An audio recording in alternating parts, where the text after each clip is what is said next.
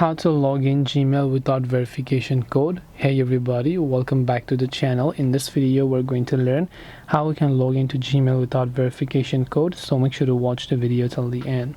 If you want to log into Gmail without verification code, depends on whether or not you have added two-factor authentication. So if I just open up a new tab and then I just go to gmail.com here, if you have turned on two-factor authentication, it will send you a code no matter what, and there's no way for you to deny that because you have turned on two-factor authentication.